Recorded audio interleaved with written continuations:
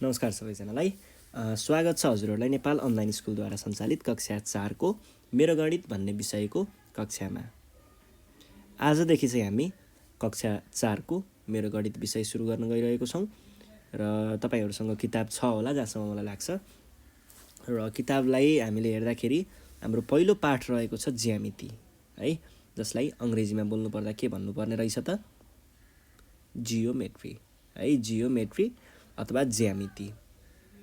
ल अब ज्यामितिमा हेर्दाखेरि चाहिँ के हो त खासमा ज्यामिति भनेको भन्ने कुरा पहिला बुझ्नुपर्छ है। खासमा चाहिँ यो ज्यामिति भन्ने चीज चाहिँ के हो त भनेर भन्नु पर्दाखेरि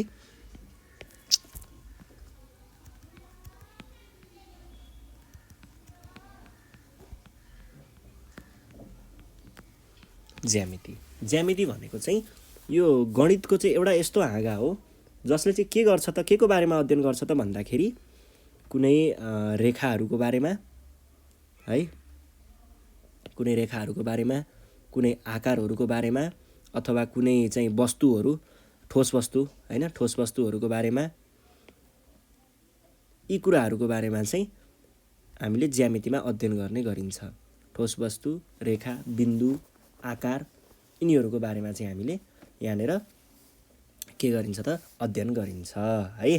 अब के हुन्छ भन्दाखेरि र तपाईहरुलाई अब तपाईहरु 4 कक्षामा हुनुहुन्छ, पछि गएर पछि ठुलो भएपछि त्यहाँनेर केही पछि आएर यो कुराहरू चाहिँ आउँछ है। अहिले जस तपाईहरुलाई म भन्दिनै राख्छु, कुनै पनि एउटा समधरातल सतहमा बनेको कुनै पनि एउटा चित्र छ, जस्तै यो रेखा हुन सक्छ अथवा यस्तै चित्रहरू पनि यो चित्र हुन सक्छ। यस्तो समधरातलमा बनेको चित्रहरू सबै केमा हुन्छन्?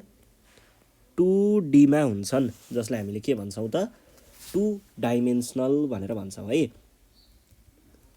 अब यो डाइमेन्सनल भन्ने चीज चाहिँ तपाईहरुले पछि गएर पढ्नुपर्ने हुन्छ। डाइमेन्सनल भनेको दुईटा आकार, एउटा आकार माथितिर जान्छ, एउटा आकार यतातिर जान्छ र यसको बीचमा बनेको हुन्छ। यो तपाईहरुले पछि गएर निर्देशाङ्कमा पढ्नुपर्ने कुराहरू हो। यो अहिले त्यस्तो धेरै जरुरी कुरा होइन, जस्तो तपाईहरुलाई भनिदिएको। र यस्तो ठोस वस्तुहरू जुन हामीले ठ्याक्कै देख्न सक्छौं, देख्दाखेरि देखिने चारै कुनाबाट हेर्न सकिने छ नै, अझै माथि र तलबाट पनि गर्दा यसरी हेर्न सकिने योलाई चाहिँ हामीले के भनिन्छ त, छ कुनाबाट हेर्नेलाई चाहिँ 3 डाइमेन्सनल 3D भनेर भनिन्छ। 3D चित्रहरू जस्तै यो बल हुन सक्छ है, बल पनि अब यसरी अगाडितिर आएको हुन सक्छ, अथवा हामीले यस्तो पिरामिडहरू लिने गर्छौं। पिरामिडहरू पनि के हुन्छन् त, प्रिज्म, पिरामिड, यी कुराहरू पनि 3D हुन्छन् है। यस्ता 3D आकारका चित्रहरूको बारेमा पनि हामीले ज्यामितिमा पढ्नुपर्ने हुन्छ। यी सबै कुराहरू हामी हेर्दै गरौँला। अब हामी विषयवस्तुतिर लाग्छौं। ल विषयवस्तु हेर्नु पर्दाखेरि हाम्रो पहिलो शीर्षक रहेको छ ठोस आकृतिहरू। 1.1 मा हेर्नुहोस् त, 1.1 ठोस आकृतिहरू।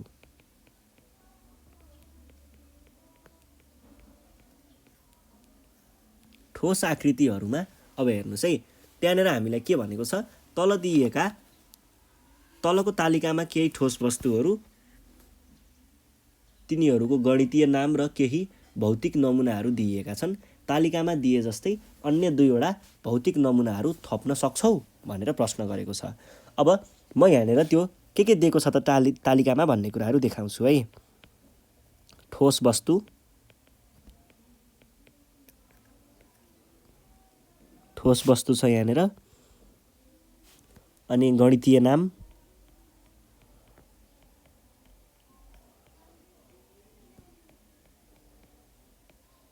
गणितीय नाम र भौतिक नमुनाहरू।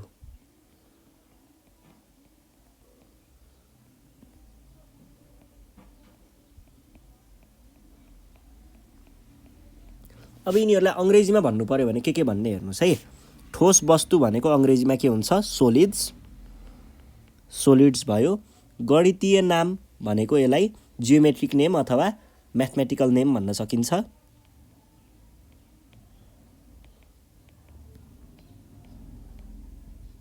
अथवा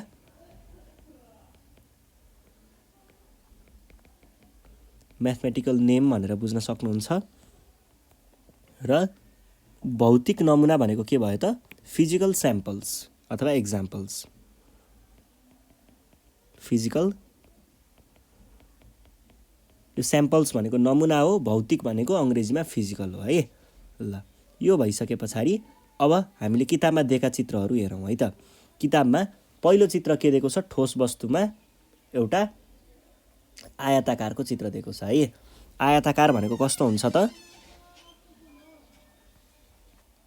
आयताकार पनि यो चाहिँ कस्तो खालको छ त, यहाँनिर तपाईहरूले कतिवटा चाहिँ सतह देख्न सक्नुहुन्छ यसको। हेर्नुहोस् है, यसको सतहहरू एउटा माथिबाटको सतह छ, एउटा पछाडितिरको सतह छ, यो पछाडितिरको सतह भयो है, यो सतह पछाडिको सतह भयो। पछाडितिरबाट हेर्दा एउटा सतह, अनि माथिबाट हेर्ने सतह भनेको कुन भयो त, माथिबाट हेर्ने सतह भनेको यो भयो, यो सतह माथिबाट हेरेको सतह भयो, दुईटा सतह। अनि यो सतह भनेको कतातिरबाट हेरेको भयो, यतातिरबाट, तीनटा सतह भए। यताबाट यो सतह भयो, चारवटा सतहहरू भए। अनि अगाडिबाट यो सतह, पाँचवटा सतह भए। र अब अगाडि पछाडि यहाँ अन्तिममा यो चाहिँ तलबाट भनेपछि 6वटा सतह भएको आयताकार। यसलाई तपाईहरूले गणितीय नाममा चाहिँ के लेख्न सक्नुहुन्छ त,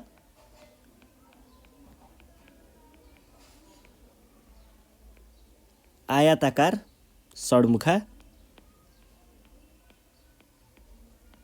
किनकि यसको 6वटा सतहहरू छन् अनि सबैतिर के छन्, आयताकारहरू छन्। अथवा यसलाई आयताकार ठोस पनि भन्न सकिन्छ है, आयताकार यो पनि भन्न सकिन्छ। ल अब यसका केही हामी उदाहरणहरू हेरौँ है त। यसका भौतिक उदाहरणहरू भनेको के हुनसक्छ, तपाईँको किताब हुनसक्छ,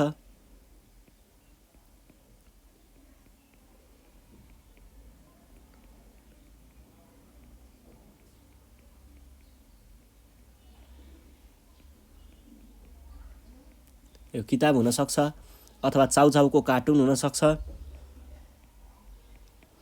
चाउचाउ छ नि, चाउचाउ हो, चाउचाउको कार्टुन देख्नुभएको छ, ठुलो चाउचाउको प्याकेट हो। यो कार्टुन पनि के नै हुन्छ त, यस्तै आकारको हुन्छ है। ल यहाँनिर के लेखेको हुन्छ, तयारी चाउचाउ लेखेको हुनसक्छ। माथिपट्टि खोल्ने यहाँ टेप टालेको पनि होला होइन, यस्तै हुन्छ नि हो। तयारी चाउचाउको प्याकेट हुनसक्छ, यी कुराहरू भए। अब अर्को छ घन। घन चाहिँ के हुन्छ भन्दाखेरि ठ्याक्कै यस्तै आयताकार जस्तै हो, तर यसको के हुन्छ मैले यहाँनिर भन्नुपर्ने थियो। यसमा चाहिँ यो भागलाई के भनिन्छ, लम्बाइ भनिन्छ। यो लम्बाइ हुन्छ। र यो कति पछाडि गयो, कति पछाडि गयो भन्नुको अर्थ के हो त, यसको चौडाइ हो। र यो कति माथि गयो भन्नुको अर्थ चाहिँ के हो त, यसको उचाइ अथवा गहिराई पनि भन्छ। कहिलेकाहीँ चाहिँ यो कति तल गयो भन्ने हिसाबले गहिराई पनि भनिन्छ। अनि यो चाहिँ के हुन्छ त, उचाइ, चौडाइ र लम्बाइ, यी तीनटा कुराहरू हुन्छन् यसमा है। ल अब त्यस पछाडि अर्को छ हामीसँग घन, जसमा चाहिँ के हुन्छ, लम्बाइ, चौडाइ र उचाइ यो सबै कुराहरू बराबर भएको आयताकार ठोसलाई नै हामीले के भनिन्छ त, घन भनेर भनिन्छ है। घन के हुन्छ अरे त, यहाँनिर यो भनेको लम्बाइ हो, यो भनेको के हो, चौडाइ हो, र यो भनेको के हो, उचाइ हो। र यसमा के हुन्छ, लम्बाइ बराबर चौडाइ बराबर उचाइ हुन्छ है। र यसलाई हामीले के भनिन्छ त, घन भनेर भनिन्छ। र यसमा के हुन्छ, सबै सतहहरू, अगाडिको सतह है, अनि यो तलको सतह, अनि त्यस पछाडि हामीसँग अर्को अब दायाँ बायाँका दुईटा सतहहरू भए, यो सतह, यो सतह, अनि त्यस पछाडि अर्को यो सतह, अनि त्यस पछाडि यो पछाडिको सतह, यो अगाडिको सतह, अनि यो माथिको सतह। यी सबै सतहहरू के हुन्छन्, वर्गाकारका हुन्छन् है, वर्ग आकारका। ल के भनौँ त यसलाई,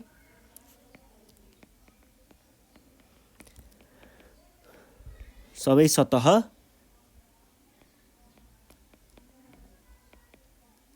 वर्गाकार छन्। ल अब यसको भौतिक नमुनाको रूपमा तपाईहरूले आफ्नो लुडोको गोटी लिन सक्नुहुन्छ। तपाईहरूले लुडो खेल्नुहुन्छ भने लुडोको गोटी के हुन्छ त यस्तै घनाकारको हुन्छ है। ल यस्तै खालको हुन्छ।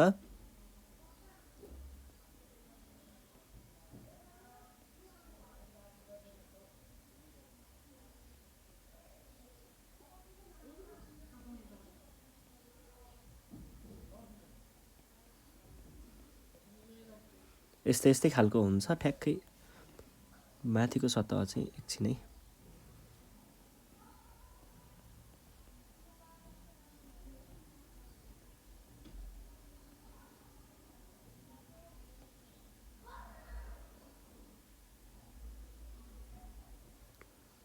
यस्तै खालको हुन्छ नि है। यस्तै हुन्छ है। यो भयो। अरू पनि यस्तै वर्ग आकारको चिजहरू तपाईहरूले बजारमा भेट्न सक्नुहुन्छ है, घनाकारको। अब त्यस पछाडि हुन्छ बेलना भन्छ। यो बेलना भनेको चाहिँ के भयो त माथि र तल गोलाकार भएको है। माथि एउटा यस्तो गोलाकार हुन्छ र तल पनि यस्तै गोलाकार हुन्छ र के हुन्छ त माथिदेखि तलसम्म यसरी जोडिएको हुन्छ यो सबै कता चारैतिरबाट है। यहाँनिर तपाईहरूले बिचबाट काट्नुभयो भने के भेट्न सक्नुहुन्छ त सबै जहाँ जुन भागबाट काट्दा पनि स्वाट्ट काट्नुभयो भने चट्ट है यसरी छड्के पारेर होइन सिधा काट्नुभयो भने जुन भागबाट हेर्दाखेरि पनि यहाँनिर पनि यसरी एउटा गोलाकार बनेकै भेटिन्छ। यस्तो हुन्छ है। यो बेलनामा चाहिँ यो यसको खासियत हो। के हुन्छ त बिचबाट जताबाट काट्दाखेरि पनि तपाईँले माथिको सतह र तलको सतह चाहिँ के देख्नुहुन्छ एउटा वृत्त देख्नुहुन्छ, गोलाकार देख्नुहुन्छ है। ल यो भयो। अब यसको नमुना यो भनेको यसलाई हामीले नाम के भन्छौँ बेलना भन्छौँ। बेलना। अब यसको उदाहरणको लागि चाहिँ के लिन सकिन्छ त हामीले एउटा सुरिलो गिलास लिन सकिन्छ। अनि गिलास पछाडि गिलास सुरिलो खालको है। फेरि फेरि हामीसँग गिलास पनि यसो दुई थरीको हुन्छ के। एउटा गिलास चाहिँ यस्तो खालको हुन्छ माथि अलिकति फुकेको तलपट्टि हल्का सुकेको। यस्तो खालको गिलास होइन। यस्तो खालकोलाई हामीले बेलना भन्न पाइँदैन। यस्तो खालको सुरिलो माथिदेखि तलसम्म बराबर भएको खालको यस्तो गिलासलाई चाहिँ हामीले के लिन सकिन्छ यस्तो गिलासलाई चाहिँ हामीले बल्ल बेलनाको रूपमा लिन सकिन्छ है। अर्कोलाई सकिँदैन। यो हुनसक्छ। अनि त्यसरी अर्को के हुनसक्छ अर्को त्यो कोदालोको बिँड पनि के हुन्छ त यस्तै बेलना आकारकै हुन्छ है। कोदालोको बिँड लिन सकियो यस्तो हुन्छ होइन। अथवा यस्तै अरू उदाहरण पनि तपाईँहरूले लिन सक्नुहुन्छ। यसमा चाहिँ के हुन्छ त यसमा चाहिँ अब मैले अघि पनि भनि नै हालेँ यो आधारहरू यसलाई पनि लिन सकिन्छ यसलाई पनि। आधारहरू सधैँ वृत्त आकारका हुन्छन्, गोलाकार वृत्तको भयो। र यहाँनिर अर्को वक्र सतह भन्ने हुन्छ। वक्र सतह भनेको चाहिँ के हुन्छ त यो छेउको यो भागलाई हामीले वक्र सतह भनेर चिनिन्छ। वक्र सतह भनेको यो भागलाई भन्छ है। यो भाग भनेको वक्र सतह हुन्छ र तपाईँहरूले जुन वक्र सतहको जहाँदेखि पनि च्वाट्ट सिधा काट्नुभयो भने त्यसले के दिन्छ त एउटा वृत्त सतह नै दिन्छ। यहाँबाट स्वाट्ट काट्यो भने यहाँनिर पनि अर्को यसरी काट्दा दुई टुक्रा बनाउँदाखेरि यसरी दुई टुक्रा बनाएर हेर्नुभयो भने हेर्नुहोस् है म तपाईँहरूलाई चित्र देखाइदिन्छु। त्यही एउटै बेलनालाई तपाईँहरूले यसरी काट्नुभयो अरे ल मानिलिउँ बिचदेखि च्वाट्ट काट्नुभयो अरे भने तपाईँहरूले हेर्दाखेरि के भेट्नुहुन्छ त यतापट्टि एउटा यस्तो बेलना बन्छ र अर्को बेलना पनि यसरी दुई टुक्रामा यसरी विभाजन हुन्छन् के। यतापट्टि पनि अर्को बेलना नै भेटिन्छ है। यस्तो भेटिन्छ च्वाट्ट यहाँदेखि बिचदेखि काट्दाखेरि यो टुक्रा यता जान्छ यो टुक्रा यता जान्छ। जति टुक्रा पारे पनि तिनीहरू बेलना सानसाना बेलनाहरू बन्दै जान्छन् है। ल यो भयो। त्यस पछाडि हामीसँग अर्को हुन्छ। अर्को भनेको चाहिँ के हुन्छ गोला। गोलाको बारेमा त तपाईँहरूलाई राम्रोसँग थाहा छँदैछ। गोला भनेको के हो एउटा बल। यो चाहिँ कस्तो हुन्छ ठोस हो है। फेरि यो गोला भनेर यो वृत्त आकार देखेर यो त गोला होइन भन्न पाइँदैन। यो कस्तो हुन्छ ठोस हुन्छ है। ख्याल गर्नु होला।